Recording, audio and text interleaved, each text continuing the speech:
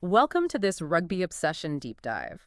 Today, we're embarking on quite a fascinating journey, really, into the heart of professional rugby. Yeah, it's a big one. Our mission is to explore that critical intersection, player welfare, and, well, the whole structure of the game's governance and its economics. How it all fits together or sometimes doesn't. Exactly. We want to understand what this recent, player welfare summer, as some are calling it, is truly revealing about the sport's foundations and, maybe more importantly, its future. It's crucial, isn't it? Because the health of the players, it's just intrinsically linked to the health of the game itself, on and off the field. Absolutely. And we're seeing these different models playing out across the globe, and the results, well, they're quite telling. They offer a kind of roadmap for what works and what doesn't. Right. And to guide us through this, we're drawing insights from a really illuminating article by Nick Bishop. It's titled Competing Interests and Rotated Squads: What the Player Welfare Summer is Really Telling Us. Bishop's piece is great. It really shines a light on the systemic stuff. It goes beyond just, individual player fatigue. It looks at the broader economic and structural challenges that, frankly, demand our attention. It shows how athlete well-being isn't some isolated thing, but a central pillar if you want a sustainable sport. Okay, let's dive in then. But before we do, if you love getting to the core of topics like this one, make sure you hit that subscribe button for Rugby Obsession wherever you get your deep dives. Seriously, you won't want to miss what we uncover. Right, let's start with what really has to be called a crisis point, particularly thinking about English rugby. Yeah, it was dramatic. We saw those shockwaves, didn't we? The swift collapses: Wasps, Worcester Warriors, London Irish, boom, boom, boom, all going belly up. In such quick succession, too. It wasn't just unfortunate, it shook the game in England right to its foundations. And the source, it really points out how this exposed a fundamental systemic flaw in that private ownership model. Its sustainability or lack thereof. Right. Exactly. Its inherent unsustainability when faced with economic pressure. This wasn't just bad luck, it was a structural vulnerability laid bare. And what's really fascinating is how that unfolded. It wasn't just about clubs failing financially. There was a parliamentary report right after those collapses Right. that highlighted those exact issues with the private ownership model. And that, sort of unexpectedly, gave the IRFU, the Rugby Football Union, more leverage when they started negotiating the new PGP, the Professional Game Partnership, with Premiership Rugby. Interesting. So the crises actually shifted the power dynamic a bit? That seems so. Yeah. It really underscores how player welfare, which became central in those talks, is deeply tangled up with governance and financial stability. Healthy clubs, healthy players. It's a feedback loop. Okay, so let's talk player welfare specifically. The science here is crucial. That University of Bath study funded by the RPA. The Rugby Players Association, yeah. It found something really specific and frankly alarming. 31 or more match involvements led to a significantly higher injury rate in the following season. That delayed impact is key, isn't it? It's not just immediate burnout, it's a cumulative risk that can shorten careers. Definitely. And that was a big shift from the old 2018 agreement, which allowed, 35 total games and 30 full 80-minute appearances. Yeah, the definitions were different. Now, the new PGP agreement brought in a much stricter rule. Which is? Player involvements should be reduced to 30 games per season. Full stop.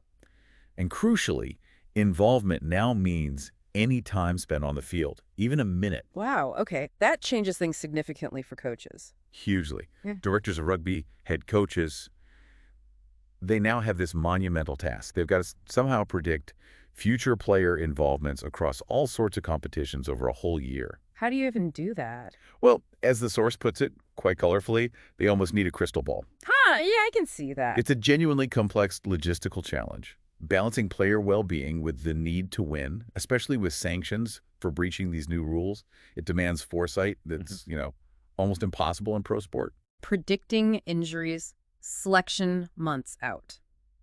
Yeah, near impossible. And this leads us right into these competing models, doesn't it? Welfare, rest, performance.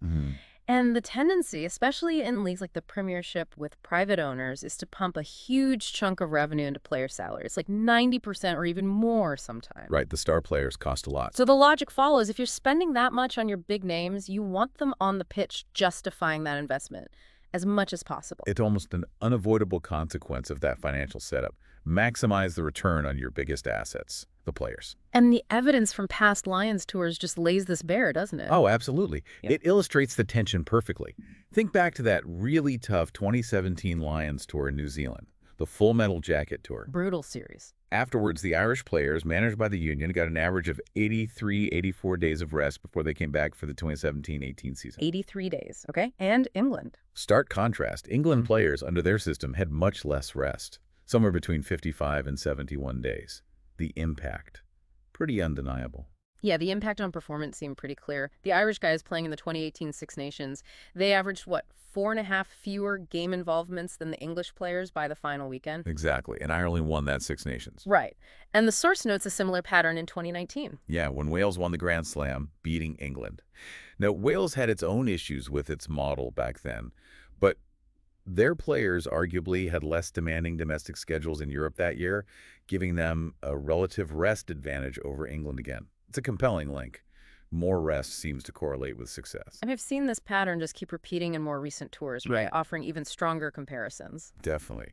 Fast forward to the last couple of big tours, to New Zealand, Ireland in 2022, England in 2024. It's like same song, different ending. Okay, tell us about Ireland 22. So Ireland's history-making group in 2022, not one single player exceeded either of the French player welfare thresholds, that's the 2,000 minutes of play, or 25 games marker before that test series even started. Not one.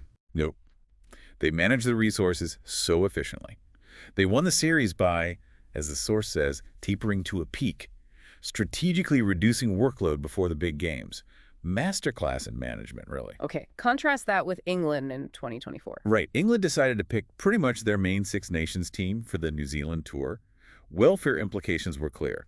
Only 6 players in their usual Test 23 were comfortably within those French criteria that Ireland stuck to. Only 6, so the rest. 7 players absolutely shattered the 2,000-minute and 30-plus game barrier. Another 5 were really close. England came, agonizingly close to success, but essentially by retreading a fatigued A-team. Shows amazing heart from the players, but also the huge physical toll. Exactly, which makes you question the sustainability. And France's current visit to New Zealand just underlines this whole issue. Yes. Fabien Galthié faced, well, insurmountable difficulties picking his squad. If he'd picked his A-team from the last Six Nations game, a massive 91% of those players would have broken one of his own welfare rules, 2,000 minutes or 25 games. 91%? That's staggering. It is. Even the B team they actually sent still had 74% of players over those limits. Yeah. So France basically had to abandon hope of winning the series, choosing to send a B squad to prioritize long-term health. A significant strategic choice, then. Absolutely. Speaks volumes about their commitment within their system. So looking ahead, something like the Lions tour next year, the workload concerns just get magnified, especially for Premiership players. Yeah, the source flags specific examples. Maro Itoje, nearly 2,300 minutes, 30 games. Finn Russell, over 2,500 minutes, 34 games. Wow, Russell's numbers are huge. They are. Tommy Freeman, over 2,350 minutes, 31 games. Marcus Smith, over 2,200 minutes in games. These guys are already pushing or past the recommended limits before major test series even kick off. Huge risk. Which brings us nicely to the fundamental differences in the business side of rugby. Right. Connecting the dots. The core difference between, say, the Irish model and the private ownership ones comes down to control and purpose. In Ireland, the union manages player welfare, working closely with the 4 provinces. It's one entity, single aim, player well-being, national success. Makes sense. Contrast that with France, FFR and LNR, or England Premiership Rugby and the RFU. You've got 2 distinct bodies. That leads to what Bishop calls an inevitable splintering of purpose. Club needs versus international needs aren't always aligned on player load. And the financial reality checks are pretty stark here, too. Oh, massively. France's top 14, an outrageous success, financially speaking. England's Premiership. Still, quote, yet to prove its sustainability. The numbers. The TV deals tell a story. Premiership, around 45 million euros a season currently. Top 14 and Pro D2 combined. Canal Plus pays nearly 130 million euros. Big difference. Huge. And it's not just TV money. Ticket sales in France broke records 5.5 million across both leagues in 2023-24. But even with that. Yeah, what's really insightful is that even with record gates and broadcast money, that still only makes up about 35% of the total income in French rugby. So where's the rest coming from? The major chunk, 44%, comes from partnerships. That means sponsors and, crucially, wealthy benefactors. It's a different financial ecosystem. Deep pockets, corporate backing, providing a robust, diversified income stream, less reliant on just TV or ticket sales. That explains a lot about their resilience. It does. And touching on that point from the source's comment section, whether rugby is more popular than football in France in terms of registered players is debatable, maybe. But the data suggests rugby is growing way faster. Top 14 viewing figures are reportedly much higher than League One sometimes. It points to a really vibrant ecosystem, even if it's complex. Definitely vibrant. And just a quick reminder, if you're finding these insights valuable, do subscribe to Rugby Obsession for more deep dives just like this. We really try to get under the surface of the game. So, bottom line then, whether teams are winning or losing, that private ownership model seems to constantly struggle with overusing its key assets, the players. Yeah, it seems systemic. Most top French players couldn't meet their own welfare rules for a New Zealand tour. Many top Premiership stars were already breaching the Bath Study guidelines before the Australia series even started. Even Leinster's well-managed group will be tested down under. Exactly. The problem persists across private models.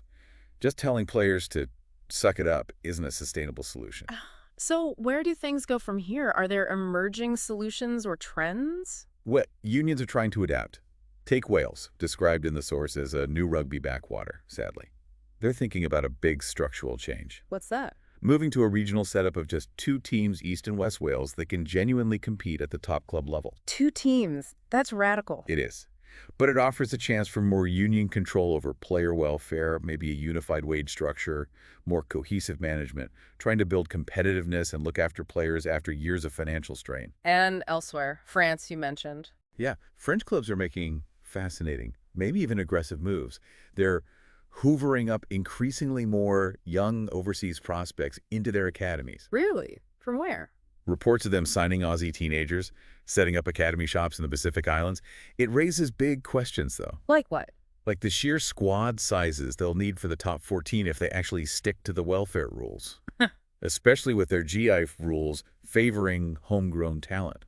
It's like an arms race for young players. To ensure depth while managing workload. Exactly. The intensity of the top 14 might demand NFL-sized squads eventually if they're serious about welfare. That means needing more GIV players, maybe more overseas youngsters who qualify somehow. And England's big hope. England's pinning hopes on their new central contract model, making a real difference, trying to get that more unified approach we talked about. So yeah, different paths being tried to solve this puzzle. And just looping back to that French popularity point. Right, the source notes the debate is rugby bigger than soccer in members. Yeah. Maybe not. But growth. Viewing figures. Rugby seems to be surging ahead in France, suggesting a really healthy, complex ecosystem with huge potential if they manage player welfare effectively. What's really fascinating here, then, is that this whole player welfare conversation, it isn't just about protecting athletes, is it? Not at all. It's intrinsically linked to the financial health, the governance, the actual success of unions and clubs everywhere. Different models are giving different results. It's dynamic. It's evolving. And the consequences of how you manage players just ripple through the whole sport. Absolutely. Which really raises a big question for you listening. What do you think is the best way forward? How do we balance the commercial demands of professional rugby with the long-term well-being of the players themselves? It's a tough one. We'd genuinely love to hear your thoughts and opinions on this. It's a really complex issue. Yeah, there are no easy answers, are there? Right. But understanding these different approaches, their outcomes, that's surely the first step towards building a healthier, more sustainable future for the game worldwide. For more in-depth analyses like this one, remember to subscribe to Rugby Obsession and join our community. Thank you so much for listening to this Rugby Obsession deep dive, and we will look forward to you listening to our next episode.